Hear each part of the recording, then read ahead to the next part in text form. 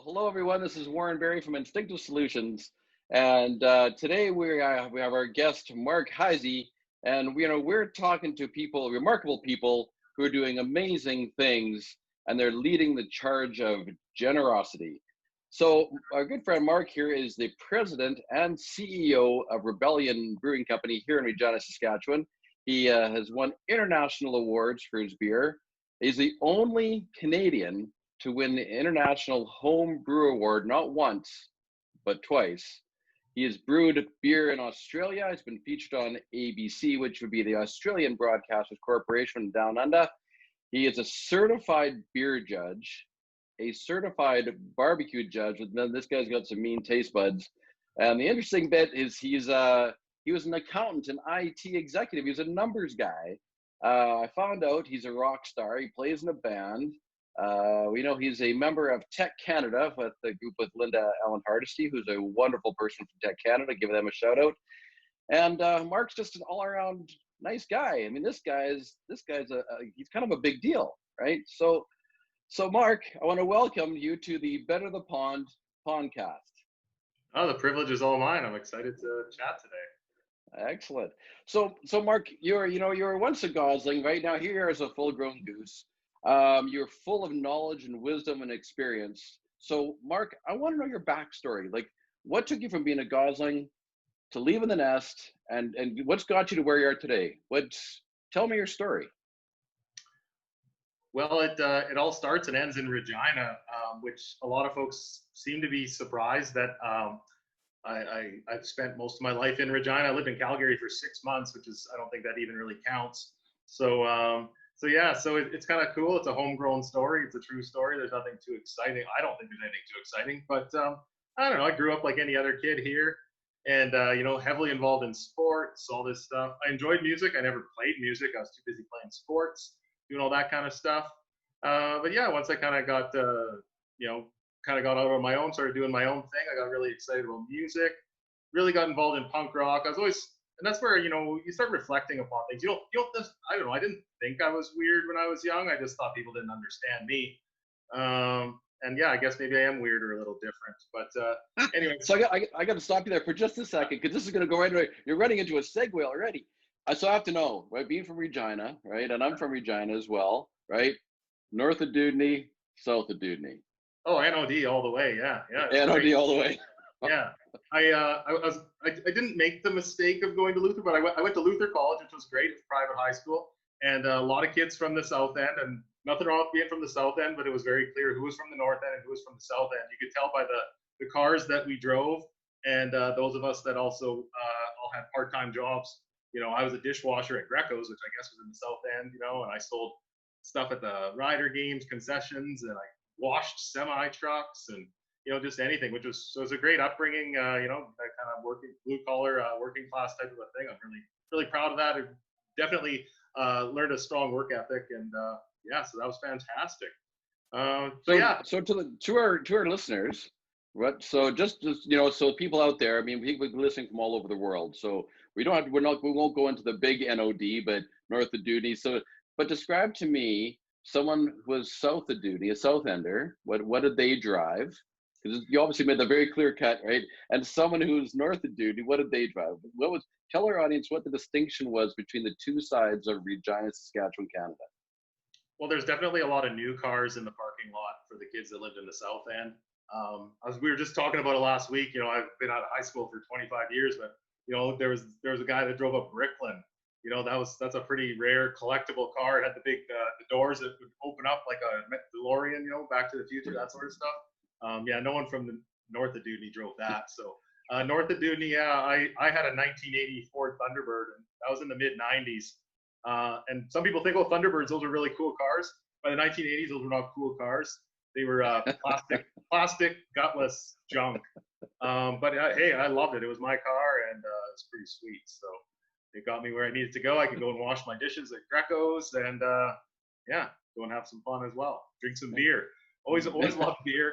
Always loved beer. Always loved different beer. Always loved trying to seek out different stuff. I didn't necessarily understand what craft beer was. I just always wanted something different. And even as, if you watch the Michael Jordan documentary, I remember I had to have a pair of Air Jordans, but I had to get a color and a version that no one else had. So I had a pair of blue and gray ones. And I remember the kids thought I was an idiot because I didn't have red and black and white, but I just wanted to be different. That was always my thing. So yeah, so I gravitated to punk rock, which was really about being different, about really celebrating uniqueness and speaking your mind and working really hard and trying to speak the truth and seeking out the truth. And so I learned a whole lot of stuff like that. Really, really enjoyed that. Really kind of found my place, and gave me a lot of confidence that I probably didn't have previously. But I was still very, very introverted and very, very shy. And at the same time, I went to school to be an accountant. I was working full time as an accountant while still going to school and playing punk rock and touring. And I was always busy. But again, I kept those two worlds very, very separate. Kept my tattoos covered up. Again, this was the '90s. I remember our front receptionist. She had blue nail polish one day, and they sent her home for being too weird. So I definitely didn't want them to see my tattoos. So always had to wear long sleeve shirt and a tie and all that sort of stuff, which was great. But it wasn't me. That wasn't the real me. So that was. So it's interesting. Yeah, but listen to that. I mean, I'm assuming that you did tattoos before tattoos were cool. I mean, if you look now, I mean, who besides me, who doesn't have a tattoo, right? I mean, they're on every street corner. It's almost bizarre if you don't. And yeah, it's kind of to that point. Yeah, and when you got them, I'm sure that you were that odd duck that was all tatted up, and before tattoos were the thing to have. Exactly. So yeah, I've kind of, it's fun. I don't know why. I'm just always gravitated towards different, unique things. It's served me well, but sometimes you can be too far ahead of the curve. A lot of things, even in our business that we've done, people are suggesting now, hey, you guys should do yoga and beer classes. And I said, well, we did that 5 years ago and nobody came. Well, maybe now is the time we should be doing yoga and beer, not 5 years ago when no one cared or thought that was cool and no one showed up. But so sometimes I'm a little too far ahead, but that's okay. I like being forward thinking, and I don't think I'm really going to change that. So yeah, I mean, that was basically it. I worked in business, worked in IT. Very, very introverted, very detail oriented. Learned a lot about finances, about accounting. I was involved in project management, implementing, big, large scale software and all that sort of stuff. So you had to be very, very focused, very, very disciplined, and think very logically, or you get yourself in trouble in a hurry. And I had no time for leadership, for emotions, for being touchy feely. I was awful. People said I was a jerk, and I was. I remember I worked in government, and government's not big on performance reviews, but I got one performance review. I kept it, and it said, Mark is very argumentative and outspoken, even though he's usually right. And I thought it was hilarious, but it did start to get me thinking. I was like, geez, I sound like a real a-hole. So even though maybe I am right, maybe I am smart.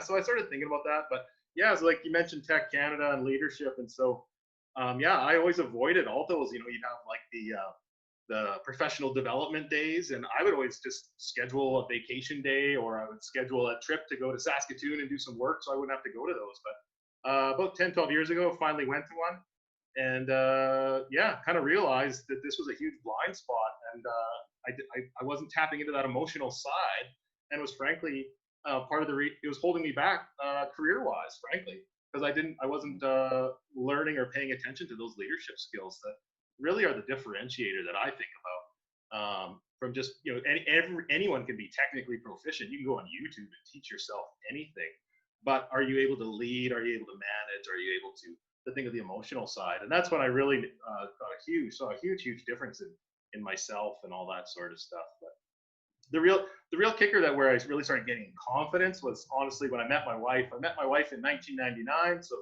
21 years ago. And she was the first person that I would, aside from my parents, that truly believed in me and accepted me for me. I didn't have to pretend to be someone else or hide my tattoos or say what I really thought or play the weird music that I liked. And she just ate that up and thought that was fantastic. And so, you kind of need those people in your life to really just give you some support. You know, it's great to be, oh, I'm a maverick and I'm just going to do my own thing, but it's pretty tough when you got no one in your corner encouraging you. Because the friends I had, I remember coloring my hair blue. I mean, and they said I looked like an idiot, or my cousin said I looked like an idiot, or my grandma said I was embarrassing. It wasn't exactly. That's always a nice feeling. And she probably wasn't wrong, but it wasn't exactly a vote of confidence. So Mark, shift me into gears, because you're leading into a great segue. But I'm really interested in what took you from accounting, IT, structure, right, to now it's still business, but when I look at Rebellion, honestly, I look at you guys are, I wouldn't say cutting edge, because it's beer, but you guys are really doing things different, like your branding, your marketing, everything you're doing is really different, and it's really, I think it's quite spectacular. So what took you from the accounting business, the IT world, that structural world, into making beer? Yeah, so again, it's the really simple answer of how I got interested in beer is I think it was in 2004 for my birthday. My wife gave me a card, and it just said, "Happy birthday! You should buy yourself a beer making kit." And I'd never ever talked about making beer. It never ever came up. And I just said, and I still ask her to this day, I'm like, "Why did you write that down? Why was that my birthday present?" And she said, "I don't know. It's just what I wrote." And so I bought a beer making kit, and again, I just became obsessed with it. A lot of people enjoy drinking beer. A lot of people really don't understand even what I didn't really understand what went into beer. If you would ask me back then, I don't know if I could have said there was malt and hops and barley and water. I don't even know if I could have told you that back then. So, but it got me starting to think about that now if I was going to try and make it. And that's where my analytical brain just kicked in, because there's so much science, there's so much detail and so much process. But then, I was playing punk rock, I was writing my own songs, I had some of my own ideas, and beer allows you to do that through, there's so much art and creativity in it. So I was like, this is for me. This has the best of everything. I can obsess and geek out on it. I can go to whatever lengths I want. I can put my own stamp on it. I can make something weird and crazy that no one else has ever tasted before. And that was just so appealing to me. And I was very successful as a home brewer, did really well, won lots of medals, I was writing articles, blah, blah, all this sort of stuff. Anyways, and at the same time, kind of just frustrated working in the IT world, kind of hit a wall just professionally and challenging wise.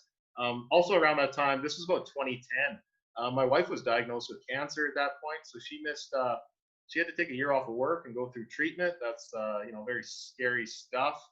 But it was, kind of like the pandemic right now is you can wallow in misery and being scared. And we absolutely went through that, but you can also look for the positives, and you can focus on what's within your control. And so she came out of it on a really good, really positive note. She's been clean bill of health for 10 years. We weren't able to have a family, which again, you can wallow in that, and we kind of went through our grief stage on that. But, again, one door closes, another door opens. It's like, okay, well, there's lots of really cool things that you can do if you don't have kids in your life. You can do a heck of a lot of traveling. You can do a lot of free time. And hey, maybe you can even open your own business. So a lot of things just kind of happened. And there was a few other home brewing friends. And, at the time, craft beer you could see that it was happening around the rest of the world. In Saskatchewan, it hadn't really taken off yet. We had the Bushwhacker, we had Paddock Wood, which were doing great things, but we could see that there was more opportunity there than just those two small breweries. And so, it's just kind of the right place, right time. And that's where, we were really able to put all of those, my entire background and all of my skills that I've developed or learned. I'm certified as a change manager. I'm used to I've managed multi-million-dollar projects. So say, hey, let's build a brewery and spend a few $1,000,000. I was like, okay, well, how hard can it be? I've managed $80 million IT portfolios. This can't be that hard. And so that was really fun, and actually put it into process and be fully in control. And yeah, it was pretty cool. And when people talk, like you say, what kind of makes us, it seems like we're really different. And, that's where I keep saying, like, I always think there's a better way to do things. I don't want to do things the way that they've always been done. And that's why I'm so good at change management and thinking logically. I don't really, I'll look at how people have done it in the past and say, well, there's always something you could do. There's always a better way. And so Mhm. I have a lot of fun with that. That's kind of my niche. If you want to, I think that's what I'm really, really good at. And, gaining that resiliency of, going through cancer with my wife's cancer treatments and, all these other sorts of things and just gaining confidence, the confidence. It took me a long time to get confidence playing punk rock to get up on stage and not have stage fright. But once you overcome that, all of a sudden people start loving you. People didn't really like my band and I just thought our band was terrible, but it was because we looked scared. And if you look scared, people aren't going to be drawn to that. And you know what? My band is still terrible, but people love us now. And it's really weird. What is the name of the band, Mark? My current band is called the Heavenly Bodies because, it's kind of, we think we look pretty good. So, that's kind of why. Again, it's a tongue-in-cheek thing. I love old school wrestling, talk it up like you're the greatest in the world, and you'll fool enough people, right? That's right, exactly. And you'll have some fun along the way and laugh at your inside jokes. And I don't know. Again, we're never gonna make any money at it, but it's a heck of a lot of fun. So perfect. So yeah, I think a lot of those, all of those things is just kind of where I come from. And it seems to resonate with a lot of people. And so it was. And I'd say the other thing is about not being scared to take risks. I was talking about that before. Everyone is so self-conscious, so worried about someone's gonna think, and you don't want to get yourself into a spot and make reckless decisions or say something really controversial that's gonna upset people. But you can take risks, especially when you're starting out, because no one knows about you, nobody cares. So even if you do take a misstep, you're not going to upset very many people, and people have such short memories now, they'll move on. And so that was such a freeing thing. And again, so once you start having success with that, it just kind of snowballs out of control, and you just gain more and more confidence, take more and more chances, and you see what works and what doesn't work. And here we are. I think that's a great point. Just from a business sense, Mark, is that for people who are starting out, they have that entrepreneurial spirit, and to understand that no one cares. Like, they really don't, right? And there's a lot of truth behind that. I had a good friend of mine tell me that one time, and I actually got really upset at him. Like, everybody does care. No, they don't. All right. And then, and once you can get past that and start taking those risks, that's where great things happen. I think it's a great pivotal point, I think, when you can shift that mindset to understand that point. Do you agree? Oh yeah. Again, I think those are the big differentiators. And when we started the business, I knew we would make great beer. I knew we would. I knew how to make great beer, and I'd be determined to figure it out to eventually get there. But I'll tell. I try to talk to anyone that's trying to open a brewery. I'm like, honestly, no one cares if your beer is good. And that sounds terrible from a purist point of view. I personally only want to drink good beer, but good beer alone is not good enough. You need to have a rock solid business plan. You need a ton of cash to go along with that business plan. And you need to know how to market yourself, and that means taking risks and just being fearless. And that is not for everybody. I will definitely admit that. But if you can wrap your head around that, it's a very, very powerful thing. And if you look at anyone that's had a great degree of success, they didn't get there by playing it safe. They didn't get there by just copying someone else or anything, And it's I have a lot of fun with that. Yeah, it's excellent. So the next time that anyone has a Rebellion beer, we really have your wife to thank. At the end of the day, she's the one who started this whole. Absolutely. So she works in healthcare. She takes care of all the sick folks around here. She does great work. She's not heavily involved in the brewery, but she has a great eye for visual things. And she's also, I'm a certified beer judge, but I actually go to her for opinions on the beer. And if she is not in favor of it, then we have to change it. And I can't understate that enough. It's not that situation where you who wears the pants in the house and she makes the decisions. She absolutely has a better palate than me, and if she says it's good, it's good. And if not, we got to go back to the drawing board. So she's a really good soundboard for a lot of those things. And she started the whole thing. It all was on a card. Rebellion came out of a card. So I look at this, just listening to you, and we're kind of like, we're resiliency with punk, punk rock. We got tattoos. We have innovation. We have drive. We have change, and that really becomes the to me the backstory of Rebellion. And I mean that's what separates you. Like Rebellion is kind of the, although they make great beer, but it's kind of a bit of the odd duck of the beer world, and that's what separates you. I think so, yeah. And I don't want to take personal credit for it, but the other thing, is we really focused on leadership. I spent a ton of time my last few years in government because I was bored with the technology side. I really spent a lot of time on leadership development, took all the courses that I could. And again, in government, you don't really have an opportunity to actually implement a lot of those things. So again, with Rebellion, we could. And we started doing all these things, and we have great results. We have great staff that love being there, that will go through a wall. They'll work harder than I will. And that doesn't happen by accident. And, I've got 3 partners in the business with me, and maybe about 3 or 4 years into it, one of them said, your methods are really weird, but it seems to work. And I said, my methods aren't weird at all. This is all the modern thought on marketing. This is all the modern thoughts on leadership. It's just everyone is too scared to do it, or they just say that it's important, but they don't actually put it into practice. That's what used to drive me insane in government.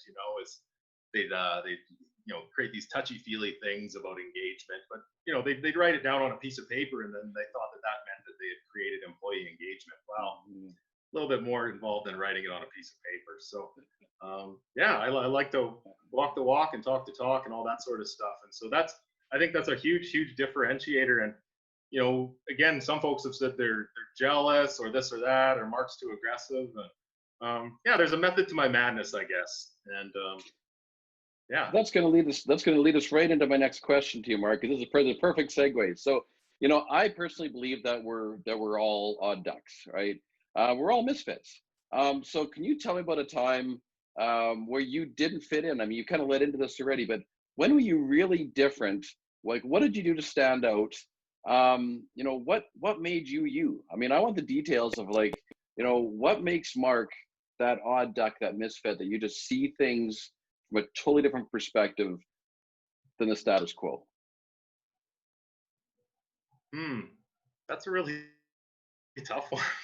I just feel like I was born that way, to be honest. And I just, I kind of feel like I'm just blossoming into my own. It's taken a while to get there. I mean, I show up to events. So they had me, Audacity, the entrepreneurial group. They asked me to MC their annual event last year. And I showed up, in sweatpants rolled up to my knees and long hair and sunglasses and playing the guitar and whatnot. I mean, a lot of people thought I was an idiot, but I mean, everyone else is in a suit and tie. I was like, I'm not showing up in a suit and tie. I'm just not going to.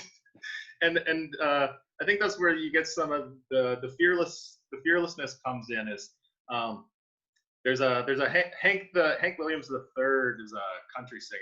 He has a line in a song that says, "Not everyone likes us, but we drive some folks wild." And so I really buy into that. And like I say, even when I was playing punk rock in the early days, no one liked us. But but when I say that, there was probably 2 or 3 people that they literally thought we were the best band in the world. And that was good enough for me. I was like, you know what? If 3 people think what we're doing is great, I'm going to keep doing it. And if other people don't like it, that's fine. And I think in business, that's where we fall into those traps of I don't want to offend anyone, and I want to appeal to everyone. You can't appeal to everyone. My brewery is really small. My brewery, the entire beer, the local craft beer industry in Saskatchewan is probably 3 or 4% of the entire market, and I'm one of 20 breweries that make up that 3 or 4%. I don't need to impress everybody. I don't need to. There's no reason. And if I tried to impress everyone, they're not going to like it. It's impossible. It's going to be so watered down and bland and boring. Unless you are a big brewer or any big company that you can just throw enough marketing dollars at it, no one's going to care about your bland, boring product or business. So again, it's just such a freeing thing to accept and welcome that not everyone's going to like it. And so then I can just focus on what I really like. And that's where that passion and energy comes through that just resonates. Because people are like, this is my brewery. That was something that I really pushed when I started the business. I knew I was going to be super passionate about what I did. but I knew I needed other people to be really passionate. And so, yeah, you have to provide something that that really resonates and really cuts through all the noise. And so, we lucked in. I say we lucked into the name Rebellion Brewing and the tagline, "Be a rebel, drink great beer." It was about creating this gang. It wasn't about, oh, Mark's famous homebrew company or something, because no one cares about Mark, but they care about themselves. And who doesn't want to be a rebel? Do you want to be a lame-o and drink Budweiser? No one wants to be a lame-o and drink Budweiser. You want to be a rebel and drink great beer. And so that was just a really cool thing. I see we kind of lucked into that, but yeah, there was a lot of thought that went into that as well. And so yeah, it just keeps snowballing, and people just keep jumping on board the bandwagon. Yeah, and I was going to say, you brought it up. I said, be a lame-o and drink. There's the Budweisers, there's the Coors Light, there's the Pilsners. I mean, that's all out there, and the market's there for the people who want it. But those people aren't the rebels, and they aren't the differentiators. They just kind of go along with the status quo. But it's the people like yourself who are taking the risk and at the cutting edge and doing something that's completely different. That gets people's attention, and I think that brings great respect as well. Well, yeah, and I had so a few other breweries had tried opening before we did in Alberta and Saskatchewan, and I was always very eager to find out about them. And you'd read the initial kind of press story or their website, and they would say, well, on the prairies, people are used to pretty regular, mainstream, boring beer, so that's what we're gonna do, because that's what the public wants. Well, the public doesn't want that. They don't want your version of bland, boring beer. They want something really different and unique. And so, I remember when we opened, another brewer came to our opening, and he said, "I don't know how you're going to sell any beer, making all this weird stuff." And I mean, that just I was just saying, like, just watch me. That's probably the best compliment you could have got. Absolutely. It was, again, I was just like I say, I feel like I was born for it, because like I say, I saw so many of these other breweries making the same mistake and not being successful. And I was like, man, when I get the chance, look out, because I'm not going to make boring beer. I know that. And what's interesting, what you said was that, when I asked about being a misfit or what made you the odd duck, and you said you were just kind of born that way. And it's if you to look at it, I mean, you're just kind of, you said you're finding your own, and you're growing into it. And I think with that, your confidence also grows along with that as well, of being the nonconformist and being different. And that takes guts and it takes courage. And if you can do that, again, that's what makes you stand out. So you get a big round. That's what the whole thing about being an odd duck. I mean, I celebrate that, and I applaud you, Mark, for that. Yeah, no, I appreciate it. Yeah. Yeah. So now we're going to get into the bit here about, I want to know, Mark, what's your superpower? What makes you awesome? And this isn't bragging. This isn't about your ego, right? This is about, let me ask you this. If I was to ask your wife what your superpower was, what would it be? That's a really good question, huh? Yeah, I think she knows that. I think it's the combination of, I'm very detail oriented, very logic oriented, but I've also figured out that if you don't take care of the emotional side and take care of the people side, it doesn't matter. You could be the smartest guy in the world, the best mathematician, the best chess player in the world. No one's going to care. No one's going to love you if you also don't pay attention to that other side. So I try to do that. I think my wife sometimes may say I don't do enough of that still, but I've definitely come a long ways on that. And so yeah, I think that's the big difference. And again, I think it's very freeing as a business person, because I almost feel like I have to defend the fact that we're trying to make money, but we're a business. That's the point, is to make money. But what really resonates with me is that money should not be the ultimate objective. It's very important, and if you don't take care of it, you will never reach your ultimate objective, and your business will be defunct very quickly. But if that's just your ultimate goal, like, that's a pretty shallow, vapid existence, and I'm just disgusted by that, to be honest. I'm with you on that one. And there's lots of schools of thought that are now saying you will be actually much more profitable if profit isn't your number one driver and objective. and which again, I've had interesting discussions with some of my partners. My partners are fantastic. Again, I'm usually a little more ahead of the curve on a lot of things, and so they don't necessarily always jump on the bandwagon when I say things like that. But again, I say, well, just watch me and let the results speak for themselves, and so far they have. Yeah, well, there's 2 points I want to make is that, there's a famous quote by Zig Ziglar that says, you can always get what you want by helping other people get what they want, which has nothing to do with money, right? And coming back to this, actually, I just had a thought, when you talk about your superpower, right? Would you agree, just by listening to you, that your superpower is to see into the future? I think so. Yeah, I think when I've done some of those behavior personality things, again, my real trait is that I'm like a change leader, right? And that requires being able to really quickly move forward, see the future, understand that things are not working, or the status quo is not working, or the past is great from a historical research perspective, but you can't make decisions based on the past. And so, yeah, no, I love that, and if you want to talk about the pandemic specifically, I moved very, very quickly with my business within days. I got our finances in order. I had all sorts of things done. I mean, not that I was in a big hurry to fire people, but we had to lay off a lot of staff, and we didn't wait around to the bitter end. You could see the writing on the wall, and it was a tough decision, but you knew it was, you could see it was inevitable, and there was no point continuing on. So yeah, I think, yeah, very, very much a future thinker. You'd asked me before the podcast, some of my accomplishments or some of the things I've done in the past. I have trouble even remembering what I did yesterday. Which is honestly, I'm trying to do a better job of that, of acknowledging the accomplishments within the business, because I think it's important to highlight that and pump up the tires of your staff and whatnot, because we shouldn't forget about it.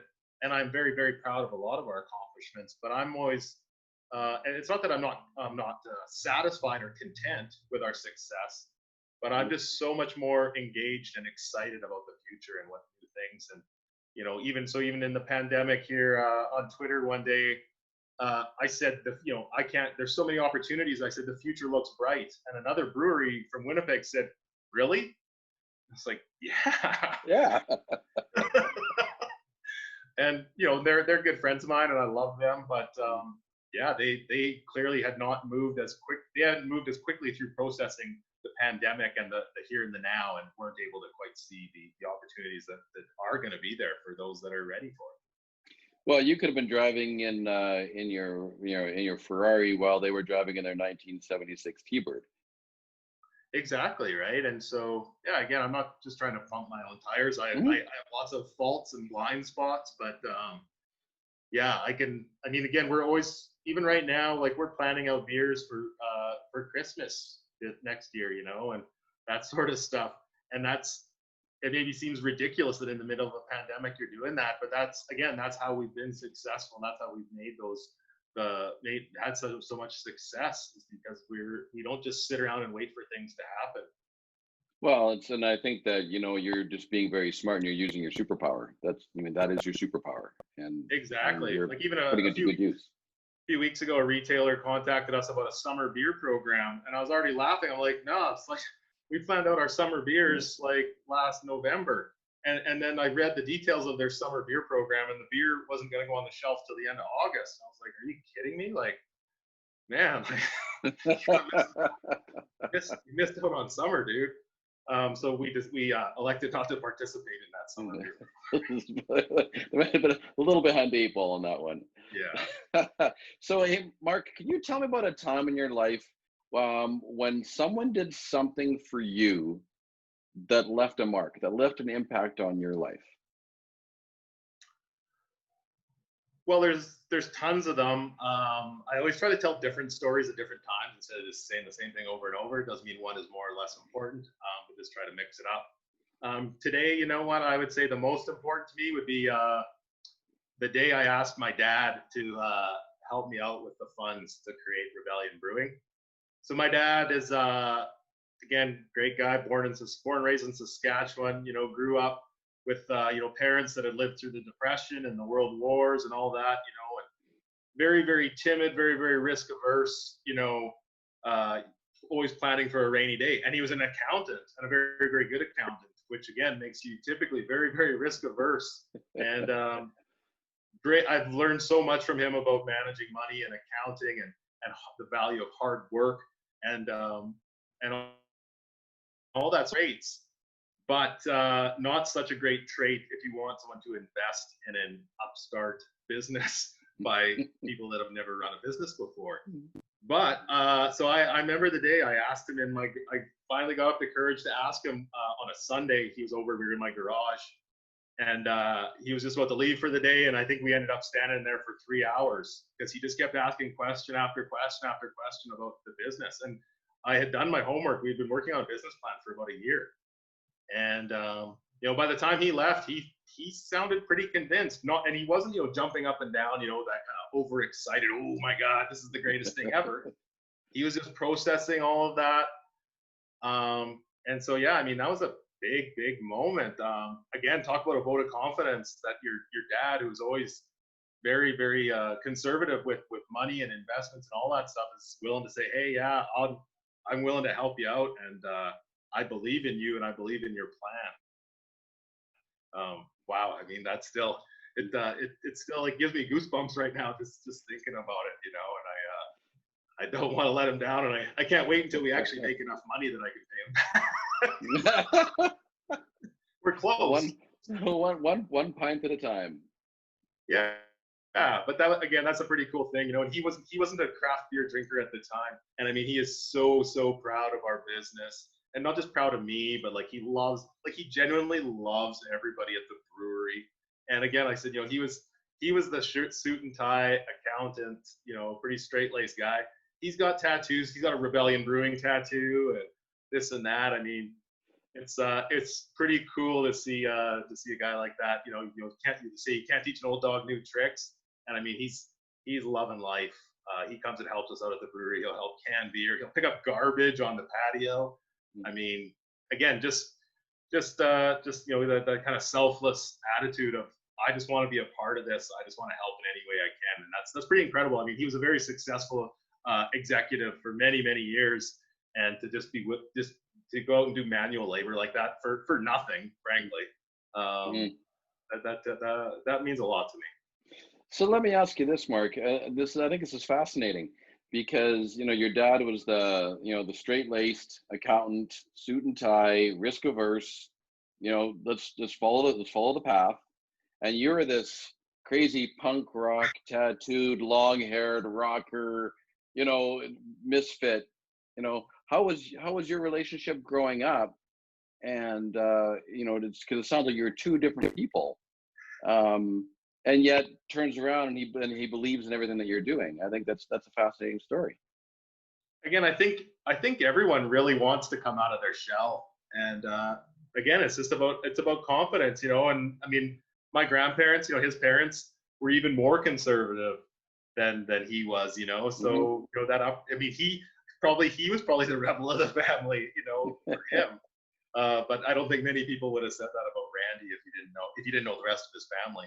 So yeah, I think everyone has that shell.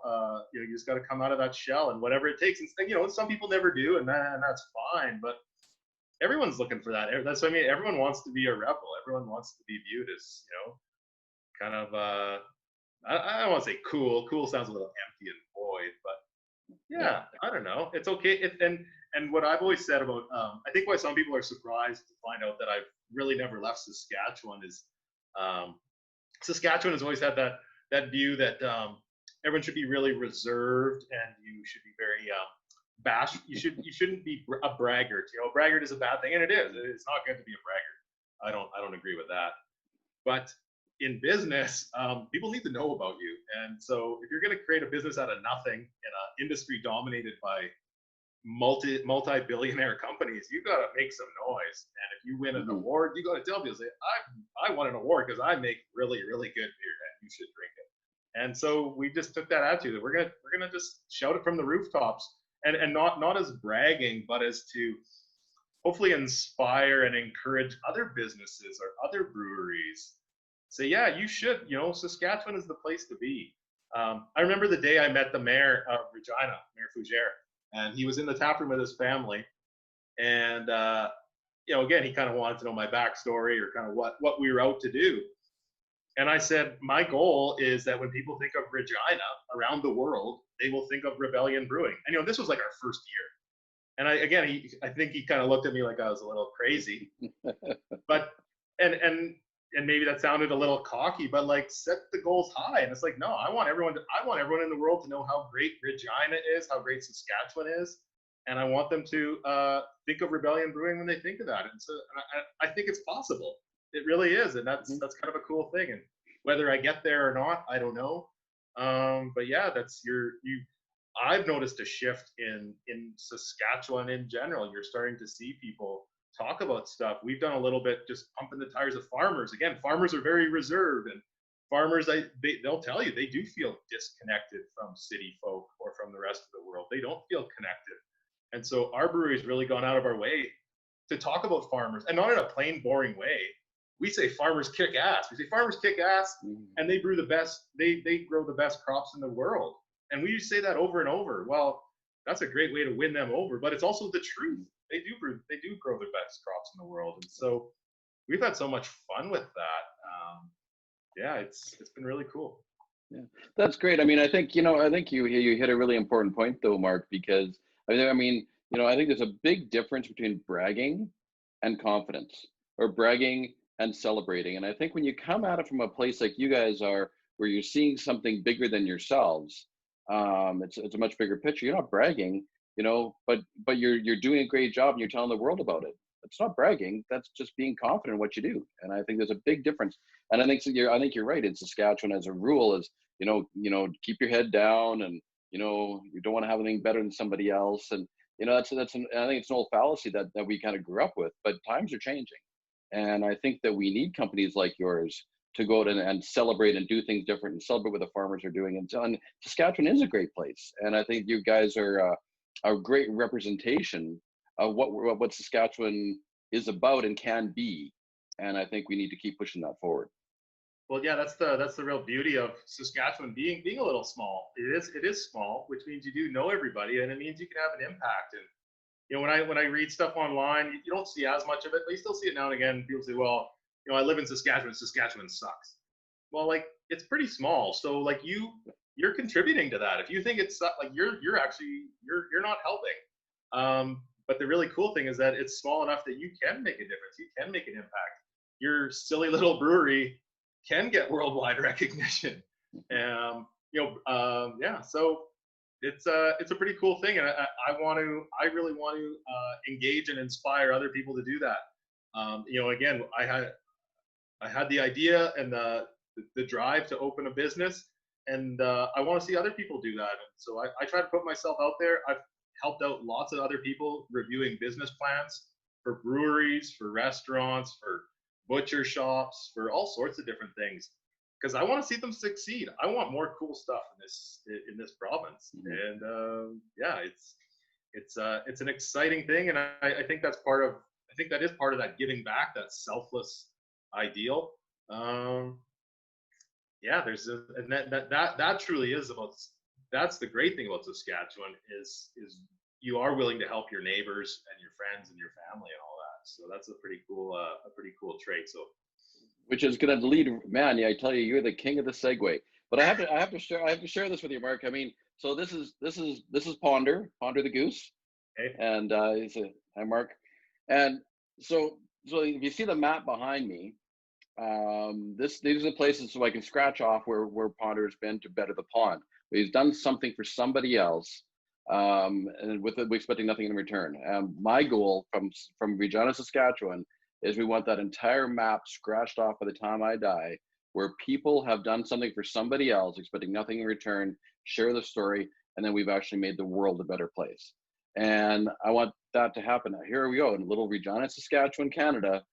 Population of sitting around 230,000 people, right? And we can make a difference. And if everybody chips in and does little things, man, the possibilities are endless. So I get you. I understand what it's like to be the odd duck, and I understand what it's like to want to have those big dreams and push forward and do those things. And when people around the world say, hey, there's craft beer, they want to think Rebellion. Why not? Because we can make that happen. So jumping into that next segue, I want to know, Mark, and this is a whole, big part of this whole podcast is, what are you doing right now to better the pond? And why are you doing it? What does it matter? And I heard some great stories, and that's why we're having this conversation of what yourself and your team and Rebellion did, especially in this COVID-19 aspect, to jump in and do things for other people. So I want you to tell my listeners, what is Rebellion doing to better the pond? What have you done? Right. So I'll try and focus on two main things. We do a ton of stuff. I could go on for hours, but the two main things that we're really focusing on is our kind of folks that are homeless, suffering from dealing with mental illness or domestic abuse, that sort of stuff. So we really focus on the Regina YWCA and also Regina Street Culture Project. So they're obviously YWCA is taking care of women and families, and Street Culture Project is taking care of youth that are homeless and suffering from mental health issues, addictions, all that sort of stuff. Again, it kind of ties into our whole business thing and that whole evolution. We always have worked with both of those organizations a little bit. But again, we were kind of all over the map. We've done lots of work with cat rescues or this or that, the Cancer Society, tons and tons and tons, diabetes, on and on and on, and they're all worthy great causes. But again, I try to refine what we do and think about more about what we do and try to think about what can have the most impact locally. And what's becoming clear to me, is we have these, there's a huge social issue here around mental illness and addictions and abuse and all that sort of stuff. And so we've really tried to hone in on those two organizations. I'm also, here's my other side note, is I'm also chair of the board for the Warehouse District, which is a business improvement district. And so I've had the good fortune, I've been able to go to a few international conferences on just downtowns. And so they talk a lot about that sort of stuff. We're always focused on business, which obviously is what drives downtowns. But if you have a bunch of folks with mental illness on the streets, that is not good for business, obviously. And we need to take care of those people and help them get the good help they need. So anyways, it's been a bit of a journey, but I feel a lot of more clarity now that those are the two organizations I really want to help. So anyways, when the pandemic happened, that's, other than just taking care of our own immediate urgent needs, and our, your family and friends, I immediately started thinking about folks that were staying in shelters or homeless folks and people with mental illness. And they don't have the capacity to understand isolation and physical social distancing. And that's not a priority for them. They are struggling in so many other areas. And then I also was thinking about the staff, the frontline staff that are trying to help these folks. And I just knew that they were going to be in a lot of danger, and it was going to be an urgent crisis with a lot of need and a lot of help. And I didn't know what I could do, but I just phoned both of them. And I just said, how are you guys doing? And it was not good. You could tell. They were struggling. They were panicking. They did not have access to the stuff, the equipment they needed, the hand sanitizer, moving people around, trying to isolate people, on and on and on. Nothing. How are they going to get meals to homeless people, all this stuff? And I just said, I don't have the answers, but I'll help you in any which way I can. And so yeah, the YWCA phoned us and just said, hey, you have some big delivery trucks. Would you be able to help us move some furniture around to move people from some of these shelters where there's multiple families in one space into some temporary apartments that another company in Regina has donated it for the time being for these folks to stay in, to keep the families isolated and safe. And I mean, I just jumped at it. I didn't even know our delivery schedule. I just said, yeah, we'll make it work. And we did. And again, my staff were thrilled to go and do it. It was an inconvenience in their day, and they had to juggle a whole lot of things, but they said that they felt so good that they were able to do that and help these people out. I mean, that's pretty powerful. I think about some of my previous jobs when I was in government. If I was asked to do something I didn't really want to do, I wouldn't have been too happy about it. So it makes me feel good to know that my staff also believe in these things. That's what really resonates. Like I say, the hand sanitizer was a major shortage issue, still is, and we didn't have the ability to make hand sanitizer. but we partnered with another distillery a few blocks down the street from us, Outlaw Trails. They are super small, and so we help them just unloading the product. They don't even have a forklift to unload big products, so we were doing that. We've helped them deliver a lot of this stuff, and we were able to donate a lot of hand sanitizer to Street Culture and to the YWCA. We've donated. We had, again, just because we're known, we're kind of a cool thing. A lot of folks just donated masks to us, more masks than we needed. So we just started donating them to the Street Culture Project because they didn't have enough masks. They've told me, and they've posted on Facebook, that Rebellion Brewing has provided them with more masks than the government of Saskatchewan, who they do rely on for their supplies. And I'm not trying to beat up on the government of Saskatchewan, but it kind of blew my mind. And the crazy thing about that is I didn't donate those masks. My staff did. They took it upon themselves because we have such a great relationship with these people and knew that we had masks, that we had more masks than we needed. And they reached out to them and said, hey, we'll give you some masks. That's a pretty cool thing to just find out that that's just happening within your own company. Right, but that shows also, yeah, it is very powerful, but it also shows a lot about the leadership. Yeah, again, it just feels, yeah, exactly, right. Again, I'm not taking the credit for that, but yeah, I obviously chose certain people to come and work for me, and tried to coach them and help them grow in their own personal development. Yeah, I mean, it feels good. It feels great. And I'll tell you right now, actually, I just left the office. Pardon me, I left the brewery, and there's actually there's a young woman from Street Culture, and she's actually painting our patio right now. And I just went and picked her up a sandwich so she could have some lunch, so she was pretty stoked. So got her sandwich, and then came over here and did the podcast. So I mean, it's nice. Again, it's hands-on. Anyone can donate money. We do donate money. We donate money as well. Again, not knocking anyone who donates money, but you should also be willing to roll up your sleeves, get involved, get to actually know the people that are in the programs. They're all people. They didn't end up there because they wanted to be a drug addict or they wanted to be homeless. They were people just like you and me that just got into a bad spot and didn't have the supports they needed. So absolutely. Yeah, that human element, it's so humbling.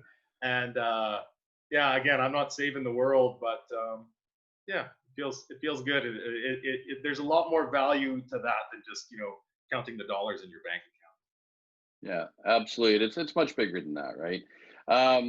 So, and I know when we talked probably a couple of weeks ago prior to this, you had also mentioned about that your brewmaster is a female, and most of your staff is, and so then I think you were mentioning about brewing a batch of beer and the funds going to an organization as well, which I thought was that really got my attention. That I thought was pretty amazing. So, what are you doing there?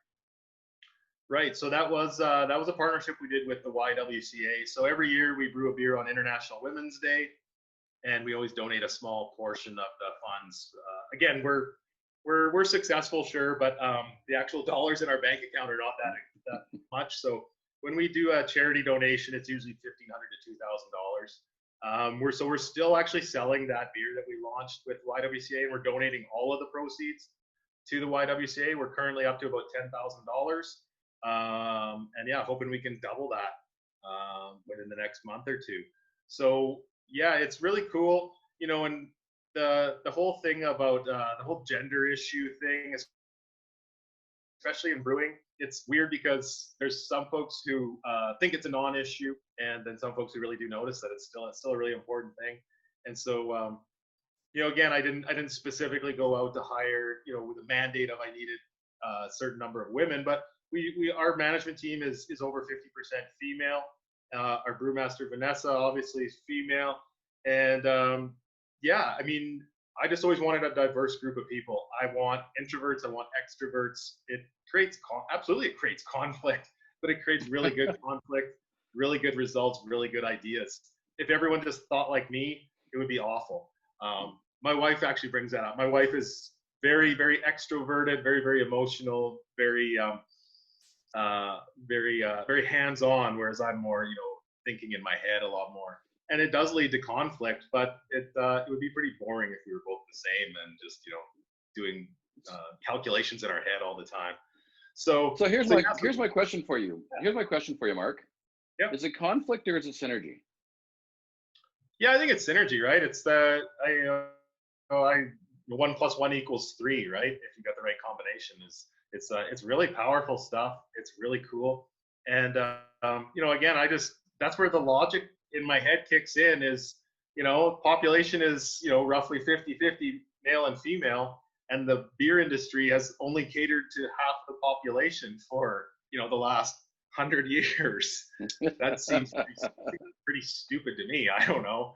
And so, yeah, why wouldn't you try to sell beer to everybody? And again, not to make it bland and boring, but to make something that will actually resonate with them. And so we're not perfect by any stretch, but we really try to go out of our way to not buy into use those kind of traditional marketing. We're very lucky. We do sell beer at the Saskatchewan Rough Rider professional football games, one of the only stadiums in Canada that actually serves local craft beer. But we don't really pump up like about football and drinking beer and this and that, and being a bunch of dudes. We don't really talk about that because dudes are gonna watch football and drink beer whether we tell them to or not. And so, Right. but it's a turnoff to a lot of people that aren't into that. So we just said, well, we don't need to talk about that. But yeah, even and the only point I would make is even some breweries who are in no way sexist are still very male focused. If you just look at like the imagery and the graphics and just the language, and that sort of stuff. And it's not offensive language, but it's very masculine focused. And again, I shouldn't be giving away all my secrets, but it's hey, like I say, there's a heck of a lot more people you can sell beer to if you maybe just shift your focus a bit. Right. And there's male rebels and there's female rebels. Exactly. That's what, again, people. we always, I keep saying, I got this punk rock background, and oh yeah, you're a rebel, and James Dean and Elvis Presley. But one of the big eye openers for me is my communications manager. He's kind of nerdy. He's nerdy. He is nerdy. We're all nerdy. But what makes him, it's actually kind of rebellious. He's super into Dungeons and Dragons and this and that. It's like cool, right? I'm like, yeah, man, that is cool. And my office manager, she's fantastic. She was like a professional gymnast and competed and world competitions and again all this stuff. But then she's like into like all these like crazy cats and cat clothing, with the laser cats and this and that. I'm like, you know what? She's a rebel too. She goes to the beat of her own drum as well. Yeah, and so that's where I was like, you know what? That was a really big turning point for me. I was like, everyone could be a rebel. You don't need to have tattoos and this and that to be a rebel. Well, we're all odd ducks. Exactly, and that's all odd ducks. So that again, it was a really pivotal point for we had taken that. We had a lot of success, frankly, leaning into more of that punk rock tattoos things, which we still do. But again, I just felt I was like, we're not reaching everyone that I think this would appeal to, and that was a real that took a bit of soul searching and probably a year of just thinking about that, because again, I also didn't want to be viewed as a sellout and pandering or watering it down. And yeah, I just started looking around at my other staff, and I was like, these people are all rebels too, just in their own unique way. So it's absolutely. Yeah. So I have to ask you, Mark, when you're looking at like the work that the giving back that you're doing, the work that you're doing to better the pond, just briefly, why are you doing it? Why is Rebellion doing it? Again, I think focusing specifically on folks that are really on down on their luck, I think is one. It has a personal meaning to me. Not that I necessarily have friends or family that have been in that situation, but it's those folks are part of our community, and you can't have a successful community if a large portion of them are suffering and failing, right? And I think that's a real problem worldwide. And so again, I can't solve the worldwide problem of the billionaires and trillionaires that are controlling the world and dumping on everyone else, but I can focus on the homeless folks in my own community. And so that really had a meaning to me. And I just I think if it comes with age or wisdom or what, I don't know what I'm trying to say, but you just realize that there's there's a bigger purpose to life than just, you know, making a bunch of money so that you can die and give it to someone else, or go to Mexico and eat buffet and get too drunk or something. Like, that's fine. That's great. Hey, who doesn't love doing that? But it's kind of a shallow existence. I'm not looking down my nose at anyone. You know, I love going on vacation. I love drinking my beer. I love buying my records and guitars. And hey, everyone's got their thing, but there should be a little bit more. And you start, and again, it's not about. I read something one time that said, like, what will your legacy be, or what do you want your legacy to be? And yeah, that's there's a bit of a tone of egotism in there that I don't really like, but it is kind of, you know, how do you want to be remembered? And I do get a little bit challenged with that if you buy into the theory that, you know, this is all nothingness and you know, the whole nihilism type thing, which some days I kind of buy into, but I don't know. I don't want to go too far down that road. I think I don't know. Sometimes you just got to have faith and hope that that doing things that really matter and will make a difference. And if you happen to be remembered from it, so be it. But I'd rather just know that you did make an impact and did the best you could. Nice. So I mean, bottom line is you just want to make the community a better place. You want to help. You want to help where you can. You want to help make a difference, and even if it's to bringing a sandwich to exactly, someone right? paying the rate. That was a very real simple thing. Yeah, and we did it for another shelter. Again, lots of people donate food to shelters and money to shelters. I went and bought all the groceries and cooked up a pot of chili and fed I don't know, 200 people chili one day last year.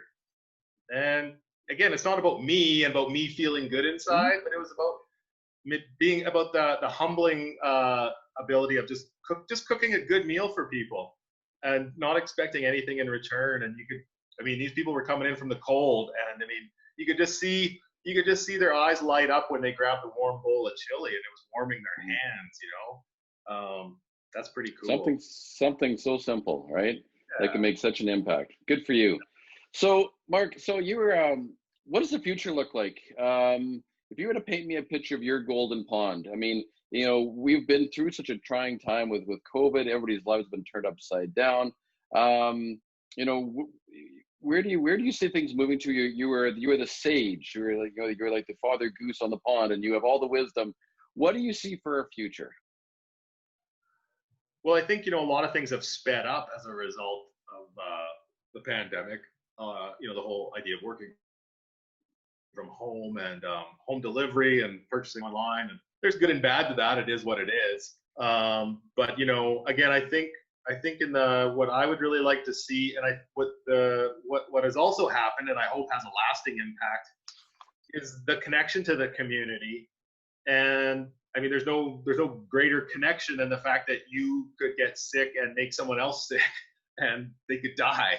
And I mean, if that doesn't resonate with you, I don't know. not much of a human being, frankly. And so, you know, and I hope a lot of people kind of do pause and reflect. You know, I know everyone thinks that their way of thinking is best, and if everyone just thought like they were, the world would be better. But you know, I think there is room for a kinder, gentler world. I do think that there is a growing momentum for local business and local community and that sort of engagement. And again, I just hope people don't go back to their usual thing, you know, of fighting over garbage on, you know, Black Friday sales and that sort of stuff. So again, there's a huge opportunity, and that's where we really want to double down on that, and on the idea of helping out your neighbor and supporting your neighbor. I think there's huge concern. I hope that it resonates with folks that there's major cracks in our healthcare system in general that require, you know, we're already spending probably way too much money on healthcare, but we probably need to spend even more to get it fixed properly. We're not prepared for these types of things. There's obviously issues with supply chain. You know, we've spent the last 30 some years turning into a global economy, which again, I can't change, but I think we also realize, hey, there is value to having a brewery located here in our city that is using grain grown in our province. as opposed to relying on it coming from elsewhere. There's huge risks associated with that. And so, yeah, those are things that are really important to me. It's about resilience. It's about, creating local economic activity. That's something I'm really passionate about. And so I think there's huge opportunities there. And so I'm probably spending more time than I should right now talking with different layers of government, from federal, provincial to municipal, to ensure that we start working towards that. And now's the time. And of course, again, there's the big companies.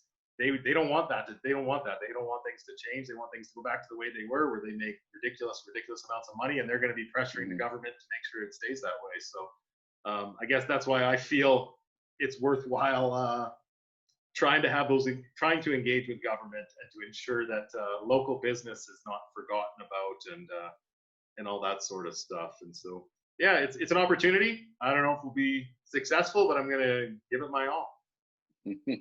I'm sure you will. So what would, this isn't something I usually ask, but I have to ask the question, Mark, is, when you look back at this whole COVID thing, what's the biggest lesson that you've learned through all this? What's the number one sort of takeaway that you learned about, from having to shift gears on a dime and try to move forward through all that? What's the biggest lesson, or what advice would you have? The biggest lesson or advice, I don't know if I may be answering it correctly, but I've mentioned resilience a few times, and I actually started thinking about that about a year ago, about business resilience and about just personal resilience. And I think I learned a lot about that even originally, like I say, when my wife went through cancer treatment. But yeah, I think, our business is it hasn't been easy, but we've kind of come through it with flying colors for the most part. And everyone's on board and everyone's strong, and it just validates how strong our business is, how strong our folks are, and how much it resonates with the community. The outpouring of support for what we do has meant a lot, and we've always tried to have a positive message, and it's resonated more than ever with folks. And so again, I think that's just so powerful. It gives you so much confidence. It gives me confidence that people genuinely appreciate and enjoy what we do. It gives me confidence that my staff can manage through anything. We can manage this. If we can come out of this and do well, we can do anything. Again, that's just so freeing. I think it's we've put through anything, whether it's work or whatever. Maybe it's a sport. People put in ridiculous amount of effort and passion and energy, but you do that for 5-6 years, you eventually start to get tired and burnt out, and you got to look for that next thing that's going to rejuvenate you and get your juices flowing. And I wasn't necessarily burnt out. You know what? I probably was. I will say I was getting burnt out. And man, talk about, I'm still burnt out. This has been tiring. Pandemic has not been, it hasn't necessarily refreshed me, but it certainly re-energized me. And it makes me want to work even harder and do even more things and set even bigger goals, just because I know how much it means to people, and to see the impact that we have. It's like, again, just look out. We got a lot more. We're going to do a lot more damage and a lot more cool things to come. Nice. And I can't wait to watch it. So Mark, I really want to thank you for your time today. And you said, like, you're a busy guy, you got lots to go. I just wanted to really share stories from people in the community doing amazing things. And, you see from in a small town or a small city of Regina, looking at and thinking in such a big scope of the world and the things that you guys are doing. So, Mark, where can people find you? So, you got, you're on Dewdney Avenue. You got the brewery there. Where else can people find you? Yeah, so our brewery is just in Warehouse District here in Regina on Dewdney Avenue. We sell beer only in Saskatchewan. We sell a little bit in Manitoba to one store in Manitoba. They really, really like us, so we agreed to sell them beer. But otherwise, we're available at about 250 locations across Saskatchewan. We deliver all of our own beer. We don't let anyone else deliver our beer. Take a lot of passion and pride in that. We've got the Rebellion vehicles driving up and down the highway. People love seeing that. Someone was posting it on Twitter yesterday of our truck driving by. People just they light up seeing it. Who doesn't love seeing a psychedelic colored beer truck driving down their road. So yeah. Again, we tell people, hey, we get requests weekly from people around the world. Hey, can I get your beer in Vancouver? I'm like, no. And we'll say, no, Vancouver sucks. You got to come to Saskatchewan. That's where good beer is. Just kind of that sort of thing. And yeah, we're all over social media: Facebook, Twitter, Instagram. I have my own personal accounts and the brewery account, and I shoot my mouth off on Twitter a lot. It's fun. So what's your Twitter handle? Where can they find you?